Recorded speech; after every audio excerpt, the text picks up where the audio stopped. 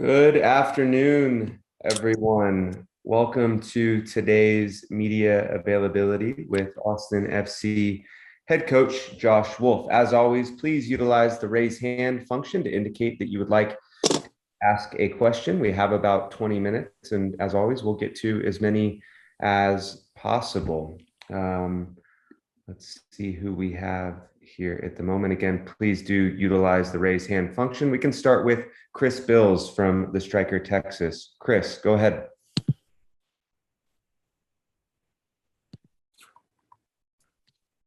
All right, we'll come back to Chris. Mark Turner. Sorry, guys. Sorry, guys. I'm ready. I just had to hit record here on the old phone.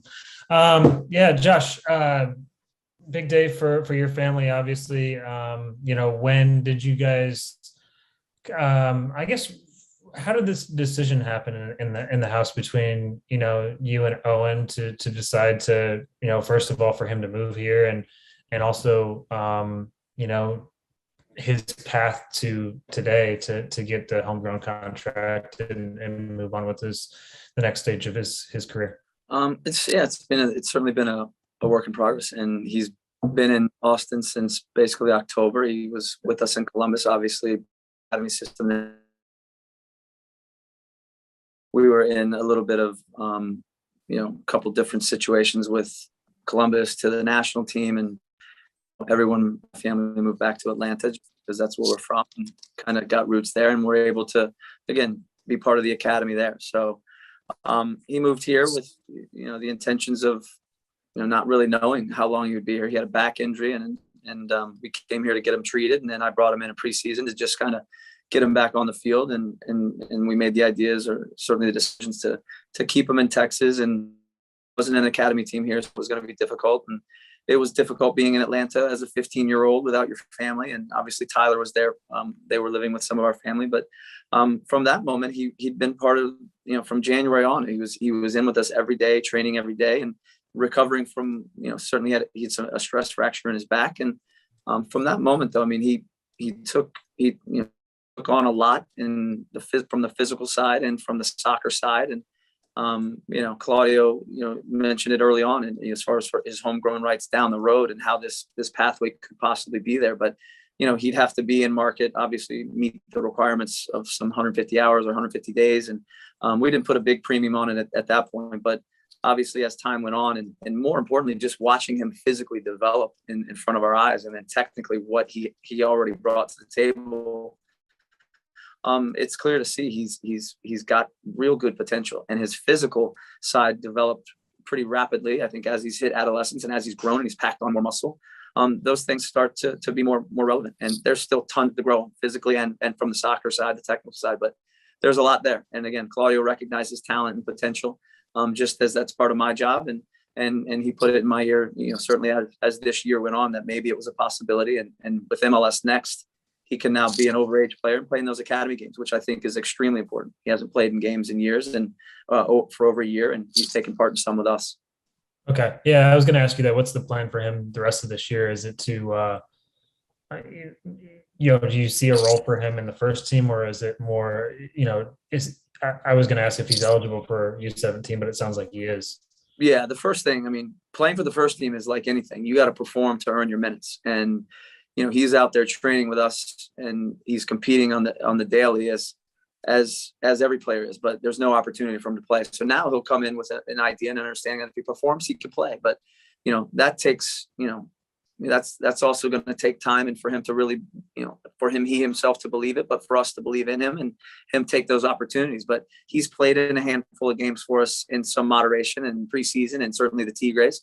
But being part of, the academy, he is an overage player. He'll play in those games that he's eligible for with the U17 academy, which is a good academy team. We had them out here yesterday, and we played 11s with them. So there's good dynamic, there's good quality, and that'll be good throwing from the standpoint that he'll get minutes, but it's also he can now, take on some responsibility, some leadership. He's a December 30th, 04. So he's close to probably some of those 05s that are actually U17s, but it'll be good for him. Be around kids his age, but he should go in and have, a level of understanding, of physicality and quality that should be there. And then when he trains with us, he's competing for minutes, and he'll only play when he's shown and he's performing in a way that he's able to play. And that's what it's like as a pro. You're competing for minutes.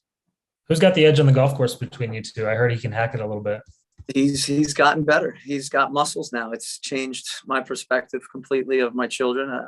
I used to pound them into the ground in every aspect that I could, no matter what. We never let them win. And now they're enjoying the moments of beating dad for sure. But he's excited. He's very excited by the opportunity, very grateful for the opportunity to represent Austin FC and certainly, try to make his way into the sport in his own way as Owen Wolff. Thanks, Chris. We'll go to Mark Turner. Mark. Hey, Coach. Well, I'm a dad myself, so first and foremost, congratulations. I'm sure this is a proud moment. And don't worry that he's catching you up on things and he's starting to, beat you. My 13-year-old daughter is already a better soccer player than I am, so try living with that. Anyhow, Coach, I want to just ask you first and foremost about the last game. Obviously, there's been a lot of conversation on kind of in the zeitgeist around the substitutions you made on the hour mark, and was that too early? Did you show your hand too early? How did that affect the game? Of course, you spoke to us immediately after the match, and you gave us the reasons for those changes. You talked about the pressure that was coming down the wings, and certainly I saw that in the rewatch. I'm wondering though, as dominant a first half as you had, what do you think that Vancouver did to really turn the tide there? And why do you think your guys weren't able to respond to that and kind of reimpose themselves on the match in the same way they had done first half? Yeah, I mean, it's good questions. And again, in the first half, they had very little ability to break through. 20 minutes, we'll be giving away our last pair of tickets. Sorry, if we could please mute yourself if you're not asking a question. Jimmy, and you can mute yourself, please, sir. Will come up in about 20 minutes. Sorry. Again, in the first half, they had a very difficult time playing through us. And that was part of our game plan, being much more compact and minimizing some of those areas. And I think they only played through us one time in the first half through the central areas. They played over us a couple of times to try to get into the middle. But within the first 10 minutes of the second half, they got through us 3 times and they transitioned on us twice. So for me, there's a level of concern of what's happening. And to ask what they did differently, they went very wide with their center backs. They built with 3 the entire time in a much wider space. They put those wingers more close and more narrow, close to the striker. So they were 3 against our 2 center backs. So our forwards had a little bit more trouble dealing with now, certainly sliding and providing pressure to the side center back. We didn't do a great job building pressure on which forced our center mids to deal with more space centrally. And once they got inside us, you lose a bit of control. They get inside our midfield lines and they're able to play to fullbacks or wingers really, really quickly, combine centrally and play wide and get balls in. So that becomes unsettling. And I don't want to wait till we give up a goal to make the change. So in order to try to stabilize that, you can see what we were doing at times. We were sagging with our wingers. So we go to a back 5 so that we address that immediately. Plus now with our 5-2-3, our forwards can actually get out to those side center backs that are extremely wide. And we have more balance and more control of the middle. I didn't like losing control of the middle of the field. And in doing so, we still have to be able to play. We still have to be able to open and keep the ball. So to go on along with one of your second questions there, what happened the second? We stopped moving. We stopped opening and playing. And when I showed the guys this and I talked to them and I showed them what we were doing in the first half, when we won balls in the first half, we progressed quickly. We went across the field or we went backwards to reset attacks. And it just didn't exist after the first 5 minutes in the second half. And that cost us. I mean, they had longer periods of possession, which cost us to move a little bit, but it become more about like losing structure or losing the stability in the middle of the field.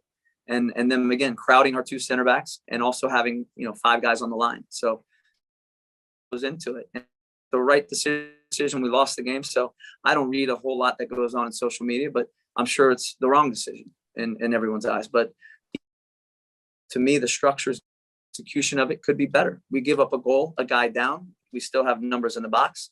And on the second goal, we slip a bit. And that's unfortunate. And then Johans, was gutted for that. But, those are some of the ideas to go into it. And in the end, we got to live with the decision and certainly the criticism that comes with it. And I'm okay with that. I'm okay with that. Johan used You mentioned Lohan losing his footing. I'm wondering how much of an impact did the surface, the unfamiliar surface, perhaps? Yeah. I mean, obviously you train on it too, but how much did that have an impact on the game? Yeah, maybe. I think again, the first half, it was some of the better soccer we had. Very controlled, very fluid with the ball, breaking through lines. Again, our back line had a good stability, good height, just very connected throughout. And for him to come in the game quickly and now to assert himself and understand to that point, what's the footwork like? How's the ball going to react on the surface? That's not easy. And it is turf. It's artificial. I don't know how often Johan's played on it. Probably not often. But it certainly played a role. He didn't react to the skip well. Communication could have been better. As far as he and Julio dealing with that situation, but we still have plenty to deal with the situation. And again, it's slipped away, and it's happened a little bit too often. But we started the second half in the first 5 minutes fairly good. We got a corner kick and still had some good passages to play. But those are some of the ideas that go into the changes. It's not just we're packing it in. That's the last thing that I ever want to do. And it's more to give us stability and to give the players on the field the best chance to now be able to execute a game plan with the simplest and most options that relate to our game. Appreciate the insights. Thanks, Coach. You bet. Thanks, Mark. We'll go to Jeff Jones at KVUE. Jeff. Coach, I'd love for you to take us back to the moment where Owen got the news. I'm sure you were in the room. You might have delivered the news to him. What was that moment like? Well, he's excited. We talked about it leading up, and Claudio, again, I had mentioned this a while ago, that it could be an opportunity, and keep burner, so to speak, just as he was in market longer. But he's been out there every day, and he knows this is where he belongs. He knows this is what he wants to do and be part of. And he also understands the hurdles, the obstacles, and the criticism that are going to come with being a young professional player. And but he was excited. We talked about it, just this week when we kind of finalized the idea of doing it. And he's genuinely excited. We're excited, obviously, as parents, and I'm his coach now as well as his dad. But that's kind of been the case for most of his life anyway. But he understands what lies ahead, and he's looking forward to working with the U17s and games. And he's excited about possibly playing in Q2 Stadium in front of our fans and playing the soccer that he's been prescribed to for the last 10 years, basically. And it's going to be a challenging path going forward. There's no real set ceiling yet, and it's going to be up to him to determine where he goes and how quickly he gets there.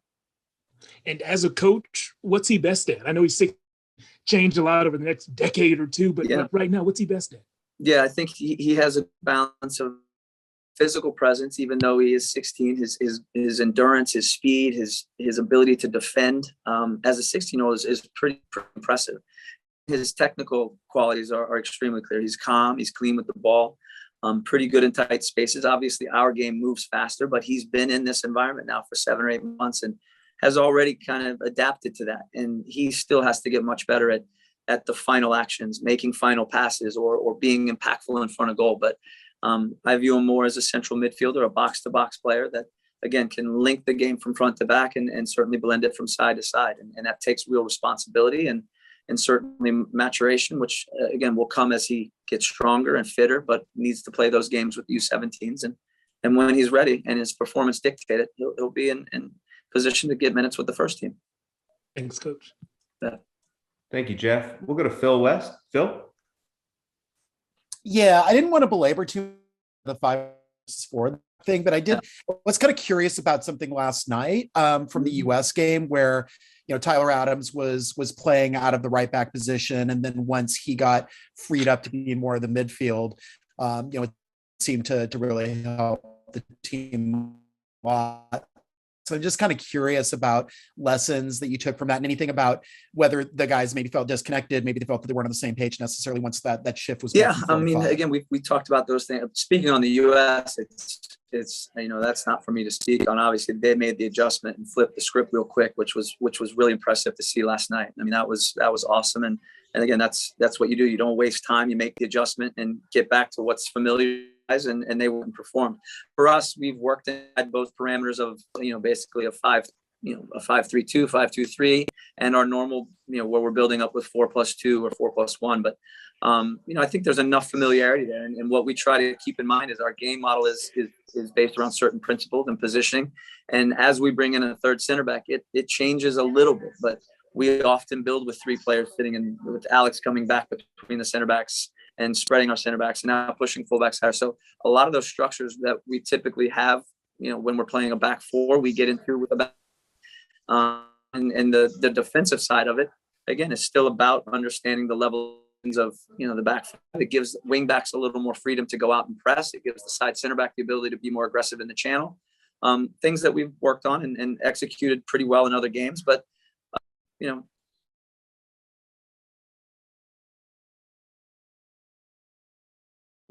goal that they scored when we were down a guy, we still have the presence in the box to deal with the situation, and we don't deal with it well enough. And that's unfortunate. We could have dealt with it out on the line with Tomas, and then in the box we have Julio. We have Johan, Julio, and Nicky in good position to deal with the cross. And then obviously in the cutback space, we still have Nick and another person in there. So it's also just doing the work that's required in the moment. And the red zone, as we say, the area in front of the goal, those are sacred ground. It's goals change games. And unfortunately, we didn't get enough goals. We had more opportunities to score and end that game. And then we kind of let them back in the door. We let them back in the game and opened the door, and they kind of took it from us. But, I think there's been enough work with the back five. We'll continue to work with it. We need that structure because there are plenty of teams that ask big questions of you all around the field. That gives you a little bit more stability when you don't have the ball. And it did give us stability. And even in some of the actions shortly thereafter, it gave, again, our wing backs and our wingers more comfort in where they could step out and start beginning pressing. Thanks, Phil. We will go to Jorge Iturralde. Jorge? Hi, Josh. How are you? We have a show on Mondays, and we usually have people from the supporter groups.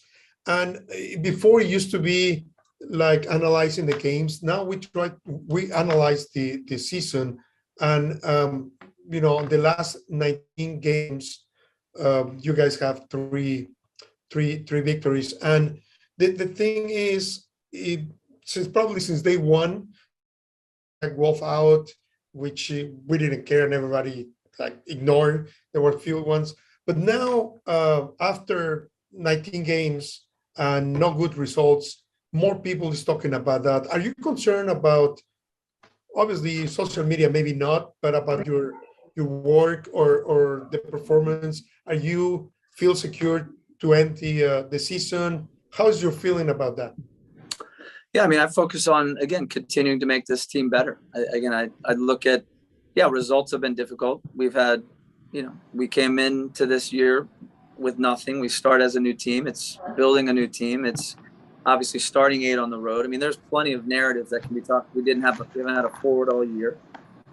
There's plenty of narratives that fans can always bring out the knives, and that's fine. That's the luxury of being a fan, and certainly being in social media. There's you can say and do as you please. And for us, I don't spend a whole lot of time worrying about that or concerning myself with it. I know what we're doing. I'm disappointed we haven't won enough games.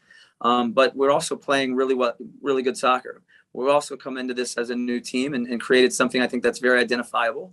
And again, we've had some things that caused adversity. And in the midst of some of these games, we should be winning. There's no doubt about it. And some of those performances have been poor, but most of the performances as a group, there's been certainly big pieces that it's been very good. And we also got to keep focusing on that and know this season was always going to have challenges. And we picked up some of the more of those along the way, but I'm not going to get too worried about, those that want Wolff out or any of those things. I have a job to do, and we're focusing on Houston. And again, I think our players enjoy doing what we do. We play good soccer. We at a good level, and it's about winning games. I understand that, and we got to do a better job of getting that done in games. And we've had a few leads that we've lost, and again, that's for us to learn from. But it's got to get better. There's no doubt about it. And I believe in this team, and I know these players believe in what we're doing. They work hard each game, and again, it'd be one thing if we weren't performing well, and each game was a nightmare. But we're playing really well. We're creating many chances. Outside of a Dallas game where we gave up, 5 goals, 3 in 7 minutes, we're quite competitive in every game. So we're going to continue to get better. And, the future is the future. I'll worry about, our next game against Houston, and then I worry about the next one after that. But that's kind of how I view my work schedule. In Houston, it seems like you're going to be playing like at home. There is a lot of people that is going. And is there any special feeling in you and the guys about the Saturday's game? Well, I think, again, our supporters section and our fan base has been incredible, and they've supported us, again, from what I remember. I clearly remember in LAFC. I remember them in Colorado. I remember them at all of our away games. We have supporters, and Dallas, they brought huge numbers. So I expect there to be good numbers in Houston, and we're going there to win. I mean, there's nothing else. I don't look at these. We're not going to play for ties. We need 3 points, and again, we have to put in a good performance, and then we have to find ways to execute and finish out games. And and I think that's what's been lacking in some of these moments, and obviously we got to continue to get better at all of that. Thank you, Josh. Good luck. Thanks. Thank you, Jorge. John Lupo. John, go ahead. Thank you. Hey, Josh. So, excuse me. You guys have scored 7 goals in your last 3 games. Sebastian's had a couple. Alex has had a couple. Diego's had a couple. Do you think that the way you want to play offensively is coming together, whether the results are there or not? And is it also a good sign that it's not just one guy scoring the majority of the goals? You guys are very balanced in who's getting the goals. I think that's part of it. Brought another layer of quality to us. Again, I'd say Diego's been one of our more consistent players on the field, but also offensively. And again, Cecilio has added in some goals. Alex, as you mentioned, we've moved him into some advanced positions a little bit more. And again, like with Danny Pereira in and out at times, it's also finding those opportunities to get Alex in position where he can help up the field. He has that iron quality. And again, we still need this, collectiveness to chip in goals. Johnny Gallagher's had a number of good opportunities that we've missed on. But we need more guys to obviously be able to score goals. We've scored on set pieces. That's helped out as well. But we're certainly pleased with the chances that have been created, the goals that have been scored of late. Those things are real positives. And again, defensively over the course of the year, we've been pretty solid outside of, again, taking 5 against Dallas in a really odd into a first half. It's been pretty solid. But again, as you mentioned, those players in the attack, I think bring calmness and quality. But we need to continue to get more contributions from everybody. And that's our reserves that come in and give us a little bit of a boost, as we've had in a couple of games as well. But it's nice to see the goals going in, and you can never score enough goals. And again, the other night was another example of that. The opportunities were there. We obviously had the one right after they scored with Sebastian, but in the first half, Sebastian across the face of goal. Tomas had a header. He also had a shot from about 8 out, blocked. Johnny blocked, missed the header. So creating good opportunities. We got to do a better job of finishing them. Again, that's part of what we do. We played really well for 50, 60 minutes, and it got away from us, unfortunately. Also, I wanted to just ask, you guys beat Houston the last time you played them. I know obviously playing at home and playing on the road is different because you always get an extra boost from playing at home. But do you think that some of the things you were able to do against them the first time that allowed you to beat them, you can maybe carry over onto the road? Oh, yeah, you certainly hope so. They're going to have energy. They're a combative team. They're a good physical team, athletic. And again, they have the ability. Fafa has been a fantastic player for them the entire year. They're certainly their most dangerous player. So there's some things that we want to be mindful of from the defensive side. And they'll make it challenging for us to break them down. They're at home. And like I said, they'll be organized. They'll be compact. And we'll certainly look at some of the things that we did well against them prior to the red card. But also just thinking about other ways that we can are going to need to break them down, because it is a good team and they are difficult at times to find space against. And again, being mindful of what their strengths are. Urruti, Fafa, they can transition extremely well. And we got to be pretty buttoned up in that side of the game as well. Great, thank you. We'll go to Zach Smith. Zach, go ahead. Thank you. Coach, I'm just curious. I know you answered a little bit about substitutions in the Vancouver match. before, but I'm curious kind of your coaching philosophy on substitutions. Maybe is there a difference between maybe making a proactive substitution and a reactive substitution? Do you have any philosophy on that and kind of when to make a sub, Yeah, I mean, part of the first thing for me with subs is the game going the way that we planned? And, do we make like for like subs? So basically, is someone tired? Everything's working and we feel good about it. Now we just make a like for like sub based on he's either fatigued or maybe a person's performing poorly. The other side of it is our structure, is the opponent doing something that's causing us problems that we need to think about changing structure or bringing in some sort of different personnel. And, those are the ways that I kind of look at it and try to evaluate it. And again, the other day we obviously shifted a little bit structure. We looked at making some subs with Sebastian, and again, he requested coming off. He had cramps in his hamstring straight away after, and that may have been because of the turf. I wasn't letting him off because we just gave up a goal, and it almost paid off because he could have scored shortly thereafter. But that's kind of how we go about it. And obviously, at the end of the game, we're at a point where we need to stretch and go for it and become a bit more offensive, a bit more risk taking. But that's the view. I don't want to change structures unless there's something telling us that we're not controlling certain avenues or certain areas of the field, and that's something that we need to address. But the simplest way of looking at it is, are they like for like?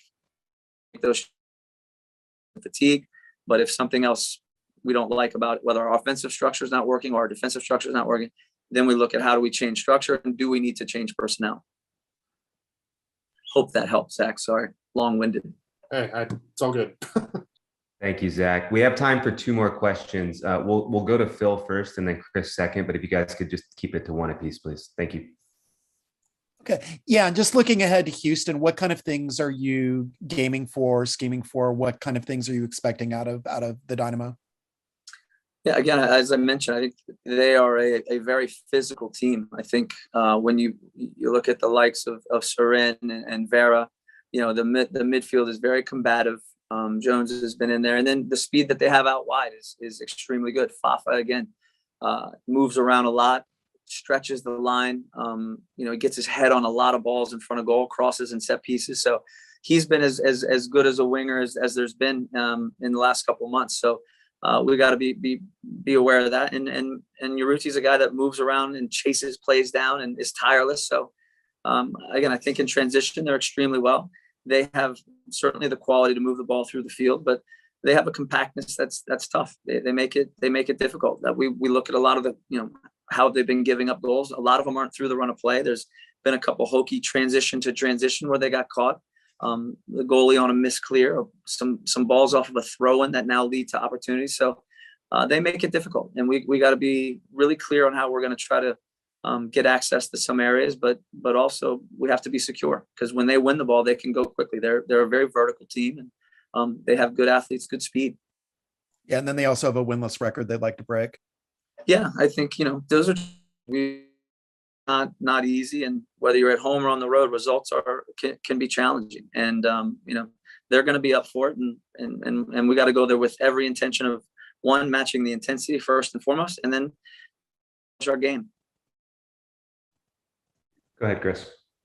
Yeah, I don't want to belabor the point, but on the subs, like I think when I was rewatching the match, I was sort of watching for those moments early in the second half that you were talking about after the match, and those, especially in the wide areas, and there was the play that Caicedo made down the left, and then the one that I think Ryan Gauld had the shot off the crossbar, cross shot, whatever you want to call that.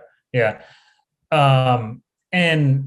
but both of those moments came off of attacking moves from your end, right? Where you maybe felt like you had guys a little bit stretched on the I just wonder if, so the question that I wanted to ask that you haven't quite touched on is, I feel like the message of putting in a defender for an attacker, I'm wondering if the message, even if it wasn't intended, that was received by the players was that we need to be more defensive. And I think that's what we saw, right? It invited pressure, but I don't like you're saying, I don't know if that was what you thought you were doing by putting that move into action, but maybe that's how the guys sort of played after that. Yeah, I mean, again, it's to gain stability, I think, along our back line and still be able to minimize exposure to the middle of the field. That's kind of how I looked at that situation. Our posture in general was we were at the half line, so that in itself could be viewed as being very defensive. We were pretty compact, so our line of confrontation didn't change all that much, even in the back five, 2-3. It allowed us still now to get out and get to their three center backs a little bit easier, while still protecting the middle. And anytime they played wide, our wing backs could release, our side center backs could slide. So we were able to match their numbers in the channel and keep good numbers along the line. Now in the middle, if they did break us down out wide, we still had three guys in the box to deal with any kind of cross. And we had numbers in the cutback space that would help us. So that was the idea. Whether or not it made our guys feel that we were going defensive, possibly. But as I said before, when we have the ball, there's still, and even in that structure, in the next few minutes after we made the subs, we had extremely good passages of play where we played right through Vancouver as we had the entire game. We created good situations out wide, and we connected it across the field just as we had done in the first half. And again, that just goes back to the game model. We have to have the ability to change some structures based on the opponent, and that was to give us more defensive stability. But it's still to give us now. Alex and Diego were still two center mids sitting in front of our back three. Hector and Nick could now provide height and width. We still had Sebastian and Tomas in the pockets as they were in the first half. And now Cecilio's working a little bit more on his own along the line. But Tomas and Sebastian are guys that can run out of midfield. Hector and Nick provided height and width and the ability to now have an expansiveness. And again, it does change certain things. But in the sense of the way that we play, there's not a big change in the idea of it. It's more now how we can execute it. Again, what I said it before, and you may or may not have heard it. When we won the ball, we did a poor job of maintaining possession, keeping it, going backwards, and then now you start to chase, and now you do sit deeper. Now you don't have the ball as much. If you look in the first half, how many times we won the ball, kept it, progressed, or won the ball, went backwards, brought the pressure, broke them down, and now established again good opportunities in front of goal. That's what went away. So the idea, again, I'm always open to the criticism. We all are. That's part of the deal. But we've walked through this with our team already to give them clarity, to give them understanding of what we're doing, why we're doing it, and how we intended to go about doing it. And that's part of this. And they're learning it and seeing it as well. And I'm digesting it. And the first question I had asked myself, did we need to do it? Was it a must? Looking back on it, did it give us more security or did it disrupt things? And again, I think the argument is there for both completely. And again, I think we saw both. We gave us stability. It also gave us the ability to move through them when we had the ball. And the goals came from we didn't have a guy on the field, which the ref ushered a concussed player off the field without assessing him on the field, which is a whole nother animal that never even got discussed. So that in itself, I wrote a whole story about that, but yeah, which that in itself is remarkable. And, he should have been on the field. And if he wasn't able to be on it, we should have been able to bring on a player immediately. But, whatever, it's crying over spilt milk. And again, in the situation of the goal, we're in position to make the play, down a guy in the box, and we don't. And we've talked about that as a group, and, we've worked on a little bit today as well. So this is part of it. And again, I'm open to criticism, but this is, I got no problems talking about what I do and why I do it. I think, everything I do, there's a reason, one, for our players' sake, and certainly to keep providing clarity in a very simple way that's digestible for the players.